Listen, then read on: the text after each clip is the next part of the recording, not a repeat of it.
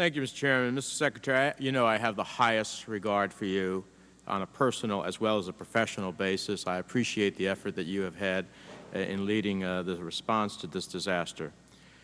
But I personally believe that you and the country have been ill-served by the Mineral Management Service. And I want to ask you, do you believe that MMS has underestimated the risks associated with offshore drilling?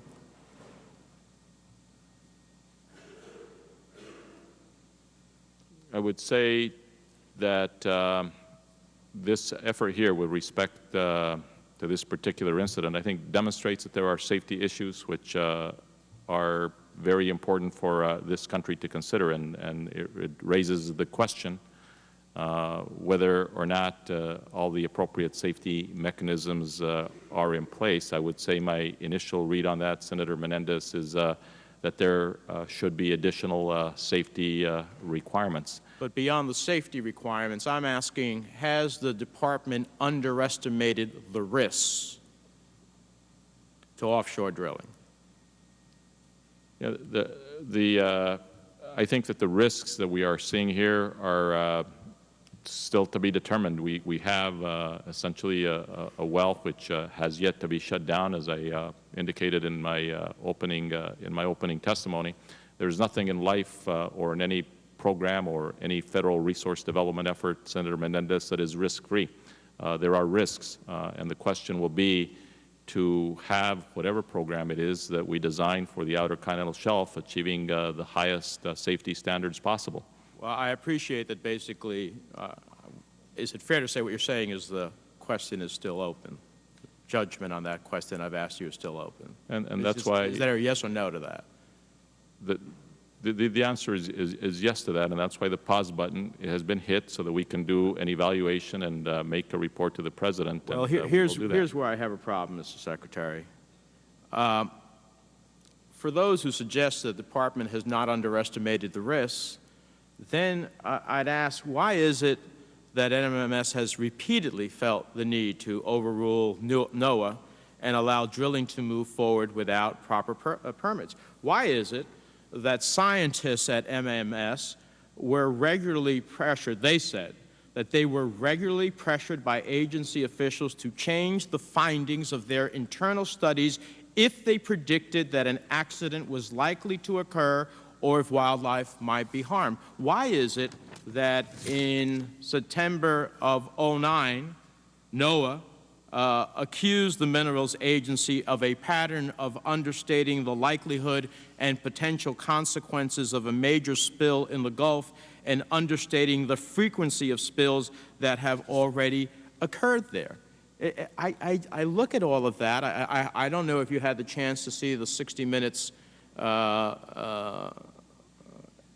call it expose of one of the people, the I think it was his chief technology officer was his title, aboard the Deepwater Horizon, and how so many issues came up, and there was a drive by BP to just get this open, and yet all of those safety issues, the breaking of the rubber seal around the drill, and all of the rubber particles that were subsequently came to the part, the drive to move in a different direction. I look at all of this and I say to myself that we have dramatically underestimated. It doesn't mean that there won't be a policy decision, but we have dramatically, MMS has dramatically underestimated the potential risk here.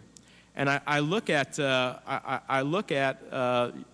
have in March you announced a revised 5-year program for 2007 and 12, which includes drilling off the coast of Virginia, less than 100 miles from the Jersey shore. We asked for that public comment period to be extended beyond May 3rd. Shouldn't we reopen that comment period until we can find out what happened here? Or is it the policy of the administration to expand, not to just keep offshore drilling where leases have been let and areas are subject, but to expand offshore drilling no matter what we find in this investigation? Senator Menendez, let me say First of all, with respect to the March announcement and the 5-year plan, you know as well as I do what the history of that plan was, and that is that when we came into office, we essentially had a plan that opened up everything in the outer continental shelf, with the exception of the small area near Florida that is subject to the congressional moratorium. Nothing else is under moratorium today. And so we moved forward to undo essentially what had been the 5-year plan of the prior administration, which would have opened up everything along the Atlantic, the Pacific, Alaska, the Gulf, the Eastern Gulf, and everywhere else.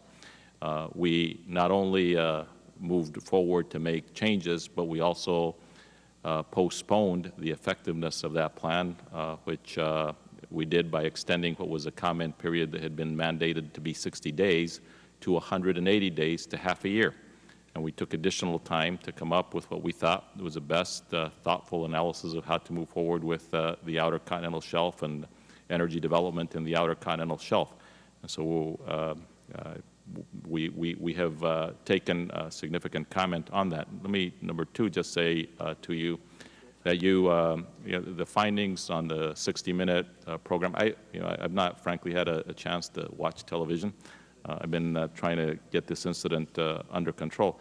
The facts will tell us a lot when these investigations are done, Senator Menendez, and they will tell us about what happened, about whether or not there was negligence, gross negligence, or other culpability here, and by whom, whether it was the companies, whether they were inspectors, whether there were other factors that were involved. But we will get to the truth, and the truth will be given to the American people. So we'll learn the lessons from that, and I'm certain that all of those lessons will be a part of what will inform what we do with respect to the future of the Outer Continental Shelf.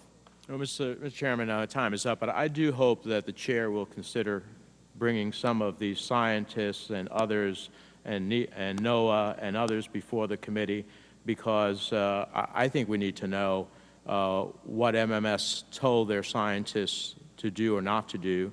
I think we need to hear from NOAA about how they were consistently overruled. I have real concerns about that. Let me, if I may, Mr. Chairman, just on that point, you know, we have made science a benchmark of our department since I came on board. And frankly, if I find that there is someone within our department that has ignored the science, their heads will roll. Their heads will roll with respect to this incident or with respect to anything else that we have done. That should not happen, and that will not happen.